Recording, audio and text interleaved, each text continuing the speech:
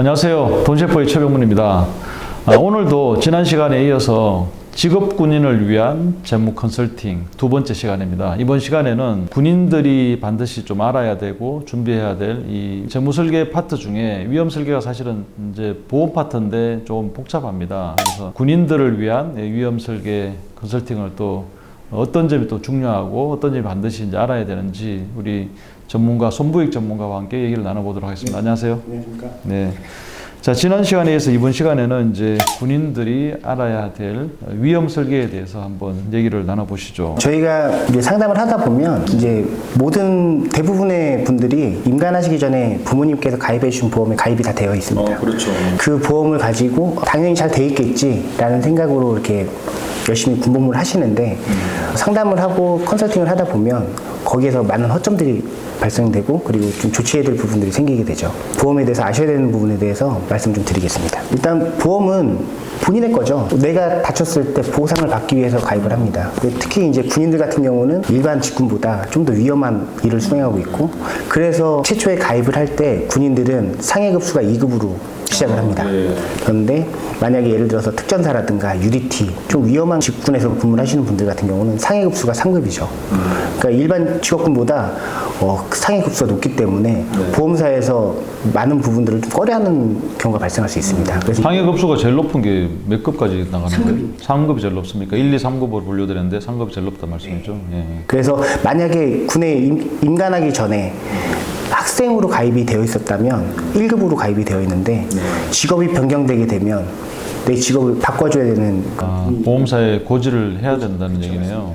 그래서 그걸 통지의 의무라고 하는데 통지를 하지 않고 내가 만약에 학생으로 되어 있는 신분으로 군 생활을 하다가 다쳤을 경우에 보상을 제대로 못 받는 경우가 발생할 수 있습니다. 그래서 우리가 지금 저축을 100%를 하고 10%의 보장을 가져가라고 얘기를 하는데 월 급여의 5에서 많게는 10% 미만을 재무설계에서는 위험설계로 준비를 하라고 말씀드립니다. 네, 보험이 반드시 필요한 부분이죠. 네. 자동차 구입해도 보험부터 가입을 하잖아요. 맞습니다. 그렇듯이 100%는 저축하고 그게 한 10% 정도는 이제 보장을 위해서 준비하라 이렇게 추천해 주시네요. 맞습니다. 그래서 똑같은 지출이라 하더라도 보험은 최소한의 비용으로 내가 받을 수 있는 최대한의 보상을 받기 위해 가입을 하는 거기 때문에 지출은 최대한 적게 그래서 보상을 최대한 크게 가져가는 게 보험의 기능이라고 보시면 될 것 같습니다. 그러면 이제 보험 가입할 때 이제 체크리스트라고 해야 되나? 이게 어떤 게 있을까요? 첫 번째는 가성비가 있고 똑같은 암에 관련된 보장이다라고 했을 때 가장 적게 받는 회사와 가장 크게 받는 회사의 기준을 보면 한 30% 이상 차이가 난다고 합니다. 그래서 이런 부분에 있어서 보험료의 부담을 줄이고 차라리 저축으로 가시는 게 낫겠죠. 그리고 두 번째는 보장 금액. 내가 보장을 받을 수 있는 금액이 최대한도로 나오고 그리고 범위도 가장 포괄적으로 받을 수 있으면 그 부분을 추천드리고 세 번째는 요즘에 100세 시대라고 하잖아요. 군 생활을 하더라도 1, 2년 하는 게 아니라 장기로 하시는 분들은 30년 이상을 하시기 때문에 그에 대한 보장에 대한 부분도 기간을 길게 가져가시면서 혜택을 최대한 누리시는 게 좋고 젊으신 분들이 통상적으로 보험료를 적게 내기 위해서 갱신형 보험에 많이 가입을 하십니다. 그런데 갱신형 보험은 내가 보장받는 기간까지 계속 오르는 보험료를 납입을 하셔야 되기 때문에 갱신형 보험보다는 젊었을 때 조금 내 비용을 지출하더라도 비갱신 보험으로 일정 기간 납입을 하고 내가 100세면 100세까지 110세면 110세까지 보장받는 그런 보험으로 준비를 하시는 게 좋겠죠. 그렇죠. 갱신형은 보장 받을 때까지 계속 갱신이 돼가니까 계속 보험료를 내야 된다는 거네요. 자, 그러면 이제 궁금한 게 군 단체 보험은 어떤 내용으로 돼 있을지 저도 궁금한데 어떻습니까? 통상적으로 이제 임관을 하시게 되면 군단체 보험에 가입이 되시는지를 잘 모르고 계세요. 자동으로 되는 거예요? 예, 자동으로 되는데 이게 국가에서 서비스를 해주는 차원입니다. 하지만 우리 간부님들이 아셔야 되는 것은 복지 포인트에서 분기별로 보험료가 차감이 되고 나옵니다. 그래서 본인들께서 돈을 내시는 거기 때문에 이거에 대해서 잘 알고 뭐 필요시에는 보상도 잘 받으셔야겠죠. 실손보장 4세대라고 되어 있는 부분이 있습니다. 이 부분은 우리가 입대 전에 가입했던 실손의료비가 있으면 원래는 중복가입이 되지 않고 실손의료비가 제외되는 게 맞아요. 그런데 최근에 저희가 이제 상담을 하다 보면 민간 실손의료비가 가입이 돼 있으시더라도 군단체 보험에 중복으로 가입되는 경우가 발생을 하고 있습니다. 그래서 이 부분에 대해서 이제 이게 뒤에서 말씀드리겠지만 체크하셔야 될 부분이 있습니다. 근데 군인은 반드시 직업을 또 이렇게 체크해야 되는 그런 또 상황이 있네요. 네, 맞습니다. 그래서 임관 전에 그 학교를 다니시면 학생으로 직업이 돼 있으실 겁니다. 근데 우리가 생명보험사, 손해보험사로 두 가지로 나눠지지만 생명보험사는 가입 전 직업이 변경되더라도 직업 변경할 의무는 없어요. 그런데 손해보험사는 직업을 꼭 변경을 해주셔야 됩니다. 보상에 문제가 발생할 수 있기 때문에 이것을 바로 통지의 의무라고 합니다. 그 점은 진짜 주의해야 되겠네요. 학생으로 되어 있는 부분은 장교나 부사관 아니면 뭐 특전사나 UDT 이런 위험 직군에서 근무하시는 분들은 특수병과 군인으로 반드시 직업을 바꾸셔야 됩니다. 그래서 저희가 상담을 해드리다 보면 특히 3급, 상해급수 3급으로 되어 있는 특수병과 군인분들이 있으세요. 근데 그분들은 일반 보험에 잘 가입이 안 되는 경우가 있어요.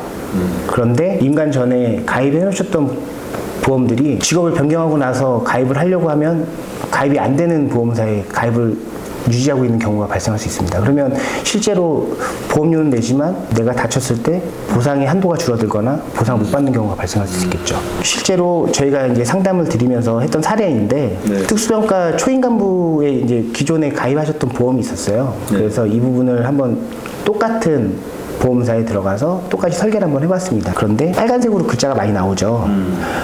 다 금지라고 뜹니다. 제한구분 금지. 상해 일당은 불가, 그리고 기타 상해도 불가, 질병 후유장애라든가 불가, 그 나머지는 인수가 되거나 아니면 심사를 통해서 가능하다. 이런 경우가 발생하는 이유가 뭐냐면 내 직업에 대해서 정확하게 통지를 안 했기 때문에 그렇습니다. 그러니까 이분은 특수병과 군인 3급으로 가입이 돼야 되는데 일반 군인으로 가입을 하셨어요.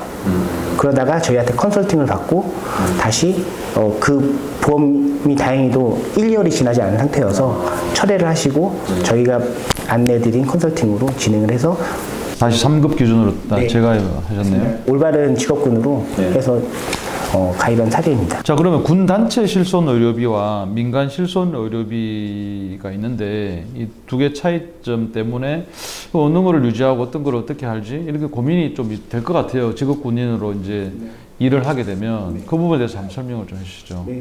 그 군단체 실손 의료비와 민간 실손 의료비를 두 개를 갖고 계시다면 실손 의료비는 중복 보상이 안 됩니다. 비례 보상이 되기 때문에 두 군데에다가 같이 돈을 내실 필요가 없겠죠. 50%씩밖에 보상 못 받으니까. 그렇기 때문에 한 군데를 중지를 시키는 건데 만약에 내가 개인 실손 의료비를 중지시키시겠다라고 하면 군단체 보험에 가입이 되는 부분을 확인을 하고 해당 보험사에다가 중지시키시면 됩니다. 중지 기능이 있군요. 중지 네, 기능. 중지 기능이 얼마까지 중지할 수 있어요? 전역하실 때까지 중지 가능합니다.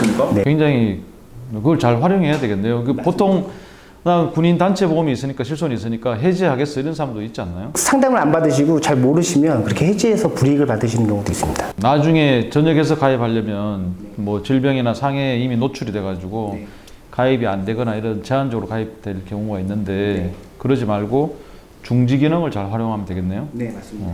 그래서 이런 부분들도 잘 알고 활용을 하시면 혹여라도 나중에 나의 건강이라든가 이런 상태에 대해서 문제가 생겼을 때 보상을 받을 수 있는 부분이 있기 때문에 군인으로 임관을 하셔서 복무하시는 동안 군 단체 보험이든 민간 실손 의료비든 그 둘 중에 하나를 선택하셔서 중지시키시고 활용하시면 가장 여러분들에게는 뭐 좋은 플랜이지 않을까. 실손보험을 그럼 다시 이제 살릴 때 어떤 조건이 있습니까? 실손 의료비는 내가 전역하고 나서 1개월 이내에 1개월 이내에 아팠던 이력이 있더라도 기존에 중지시켰던 실손 의료비는 그냥 무심사로 무심사로 인수가 가능합니다. 그렇군요. 굉장히 좋은 팁이네요. 자, 그러면 이제 군인을 이렇게 이제 재무 컨설팅 또 이번 시간에 이제 재무 설계 중에 위험 설계에 대해서 이제 말씀해 주셨는데 이 군인들 이렇게 이제 상담해 보시니까 실제로 이제 좀 그 보험의 혜택을 보는 그런 케이스들이 좀 종종 생기던가요? 어떻습니까? 나이대마다 좀 다르긴 한데 젊으신 분들 같은 경우는 이제 골절이라든가 뭐 그런 상해 관련된 부분에 있어서 보상을 많이 받으시는 분들이 있고 나이가 드신 분들 같은 경우는 이제 뭐 심장 쪽 질환이나 이런 부분에 있어서 보장도 많이 받으시는 부분이 있습니다. 그래서 지금 당장에는 내가 보상을 안 받는다, 그러니까 보험이 필요 없다라는 것보다는 나의 최소한의 리스크를 그 최소한의 비용으로 준비를 해주시는 게 군 생활을 함에 있어서 좀 더 임무 수행을 하는데 부담이 없겠죠. 네. 그리고 어떻게든 보상을 받을 수 있는 안전장치가 있으니까. 그래서 우리가 위험 설계를 하는 거기 때문에 되도록이면 그런 부분에 있어서 비용을 지출한다 생각하시고 준비를 해주시면 좋을 것 같습니다. 실제로 이제 우리 손보익 전문가님은 군인들 혹시 불의의 사고로 사망보험금 지급한 경험이 있습니까? 제가 직접적으로 하진 않았는데 일부 모 부대에서 이제 전역을 앞두신 분이었어요. 원사분이었는데 훈련간에 이제 익사 사고를 당하셔서 그 부분에 있어서 군단체 보험에서 네. 사망보험금이 지급이 됐었고 네. 그리고 별도로 준비하셨던 부분에서 준비가 됐습니다. 하여튼 뭐 이렇게 이제 군인들도 이제 하나의 직업인으로서 이제 생활을 하고 있는 분들입니다. 그래서 그 직업의 특성에 맞게 우리가 이제 그분들 직종에 맞는 이제 맞춤형 재무 컨설팅을 우리가 진행하고 있으니까 혹시 이제 직업 군인 분들도 반드시 재무 설계사의 도움을 좀 받으셔서 합리적인 그런 준비가 됐으면 좋겠습니다. 자, 오늘 수고해 주신 손보익 전문가님 감사합니다. 네, 감사합니다.